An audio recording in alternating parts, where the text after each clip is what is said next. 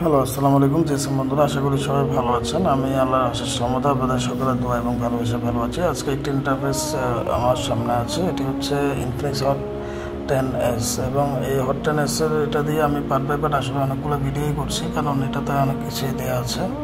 তো আমি পরবর্তীতে আসলে প্রত্যেকটা মডেল নিয়ে করার চেষ্টা করবো। আপাতত এটা হচ্ছে আজকে মাইক সলিউশন নিয়ে একটু ছোট্ট পয়সার একটা ভিডিও দিব আপনাদেরকে। মাইক কাজ না করলে কী করবেন, অর্থাৎ মাউথ স্পিকার কাজ না করলে কী করবেন।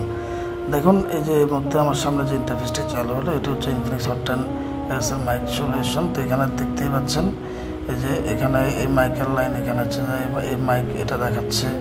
তারপরে হচ্ছে আপনার এই যে এই দুইটা, একটা হচ্ছে হলুদ যেটা দেখতে পাচ্ছেন, ওই যে হলুদের সাথে একটু ডিপ যেটা, ওটার হচ্ছে গোলাপি কালার যেটা।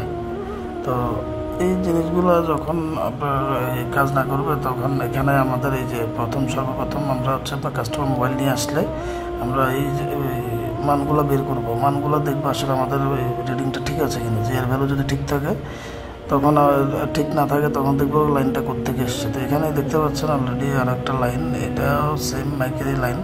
এটা মাইক অপারেট করার জন্য হচ্ছে সিপিইউ থেকে যে লাইনটা আসে। এখন প্রধানত আসলে এই যে মাইকের যে এই লাইনগুলো দেখতে পাচ্ছেন, এই যে মেইনলি এই যে হলুদ যে লাইনটা, এটা এই যে এটা দেখুন সরাসরি এখানে গিয়ে এই যে এই লাইনটা, হ্যাঁ এই যে এই লাইনটা দেখুন। এইভাবে আমি একটু দেখানো ট্রাই করি। এই লাইনটা এখান থেকে গিয়ে এই যে এখানে ফিউজের মাধ্যমে এবং ক্যাপাসিটারের মাধ্যমে সিরিজ হচ্ছে, ফিউজের মাধ্যমে প্যারালাল হয়েছে। হ্যাঁ, তো এই যে এটা কিন্তু সাদা, এটা ফিউজ। এটা যদিও আপনারা আবার ওটা ক্যাপাসিটর, এখন ফিউজ কিনা এটা দেখার জন্য অবশ্যই আপনারা স্কিমেটিকের ব্যবহারটা করে নেবেন। তো এগুলো স্কিমেটিক কীভাবে ব্যবহার করে পার্ট বাই পার্ট দেখাবো। এবং এই লাইনটা সরাসরি দেখুন পাওয়ার আইসিতে গিয়েছে। এখন পাওয়ার আইসি থেকে কিন্তু মাইকের এই লাইন এবং এই যে গ্লোবি যে লাইনটা, এটাও কিন্তু পাওয়ার আইসি থেকে এসছে। তা এখন বন্ধুরা, এখানে কথা হচ্ছে আমার এখানে যদি ওয়েল দেখায়, এখন ওই ক্ষেত্রে আমি আর কি সরাসরি পাওয়ার আইসি রিভলভ করবো না বন্ধুরা। আগে আমার হচ্ছে কাজ হচ্ছে এই লাইনের সাথে যে কম্পোনেন্টটা শর্ট, ওইটা আগে ফাইন্ড আউট করতে হবে। যদি আমি দেখি যে না, কোনো প্রকার কম্পোনেন্ট শর্ট নাই, অর্থাৎ প্রত্যেকটা কম্পোনেন্টে ঠিক আছে, তখন আমি পাওয়ার আইসি উঠিয়ে রিভলভ করার চেষ্টা করবো এবং সিপিইউ থেকে যে প্রোটোকল লাইনটা গিয়েছে ওই লাইনটা আমরা ট্রাই করব।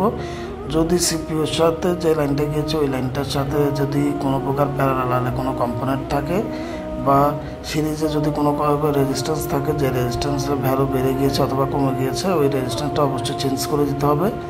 এবং আপনার এই যে প্যারালালের যে কম্পোনেন্ট থাকবে ওটা হচ্ছে আমাদের রিমুভ করে দিতে হবে। তো রিমুভ করে দেওয়ার পরও যদি আমাদের সমাধান না হয়, যদি শর্ট পেয়ে থাকি তাহলে তো সমাধান। এখন যদি আমি শর্ট পাচ্ছি না, ওই ক্ষেত্রে তারপর হচ্ছে আমি সিপিইউতে হাত দিব, তখন সিপিইউটা রিভলভ করবো। আগে যে শুরুতেই সিপিইউ সমস্যা হবে বিষয়টা কিন্তু এমন না। হ্যাঁ, কিছু কিছু মোবাইল আছে, কিছু কিছু মডেল আছে যেগুলো আসলে সিপিইউ রিভলভ করা ছাড়া প্রোটোকল লাইনটা কোনোভাবেই আপনার হচ্ছে যে আপনার এই বিটুবি কানেক্টরে পৌঁছায় না।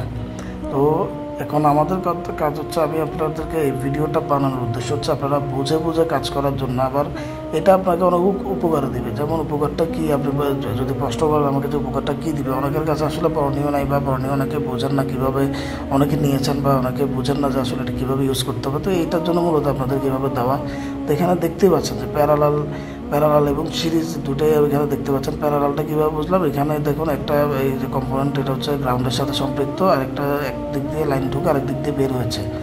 তো এই প্যারালাল সিরিজ এটা আপনাকে জানতে হবে। আপনি যদি মোবাইলে কাজ করতে চান, অবশ্যই প্যারালাল এবং সিরিজ সম্পর্কে আপনার ধারণা থাকতে হবে এবং প্রত্যেকটা কম্পোনেন্ট আপনার চিনতে হবে, কোন কম্পোনেন্টের কাজ কি এটা আপনার বুঝতে হবে। হ্যাঁ, তো যেমন ধরেন আমরা জানি যে ক্যাপাসিটরের কাজ হচ্ছে বিদ্যুৎকে ফিল্টারিং করা এবং পর্যাপ্ত পরিমাণ ভোল্টেজটাকে নিজে নিয়ে ওভার ভোল্টেজ প্রদান করে না, সে হচ্ছে পারফেক্টলি ভোল্টেজ করে। এবং কোনো কারণে যদি ভোল্টেজ কম আসে, ওই যেহেতু সে আগে থেকে ভোল্টেজটা চার্জ করে নিয়েছে, ও কিন্তু প্রপারলি হচ্ছে যে ক্যাপাসিটর আপনাকে ভোল্টেজটা সাপ্লাই দেয়। কথা বুঝতে পারছেন? তো শেষ কথা হচ্ছে, এই সেকশনে কাজ করতে হলে প্রত্যেকটা কম্পোনেন্ট চিনতে হবে। তো সবাই ভালো থাকবেন, দোয়া করবেন, ভিডিওটা শেয়ার দিবেন। আসসালামু আলাইকুম।